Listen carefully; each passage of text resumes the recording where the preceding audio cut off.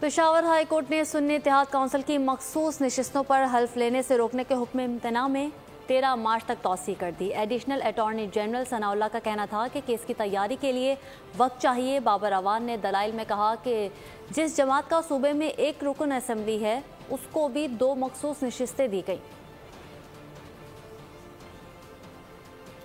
سنی اتحاد کونسل کی مخصوص نشستیں، دوسری جماعتوں میں تقسیم کا کیس، مخصوص نشستوں پر حلف لینے سے روکنے کے حکم میں 13 مارچ تک توسیع۔ دوران سماعت ایڈیشنل اٹارنی جنرل کی جانب سے اٹارنی جنرل کی عدم موجودگی پر کیس کی سماعت ملتوی کرنے کی درخواست کی گئی، جسے عدالت نے منظور کر لیا۔ جسٹس اشتیاق ابراہیم کی سربراہی میں پشاور ہائی کورٹ کے 5 رکنی لارجر بینچ نے سنی اتحاد کونسل کی درخواست کی سماعت کی۔ بابر اعوان ایڈوکیٹ نے دلائل دیے کہ صدارتی الیکشن ہو رہا ہے اور 93 سیٹوں والی پارٹی کو مخصوص نشستیں نہیں دی گئیں۔ جس جماعت کا صوبے میں ایک اسمبلی ممبر ہے اس کو 2 مخصوص نشستیں ملی ہیں۔ جسٹس اشتیاق ابراہیم نے ریمارکس دیے کہ اٹارنی جنرل آئندہ سماعت پر پیش ہوں۔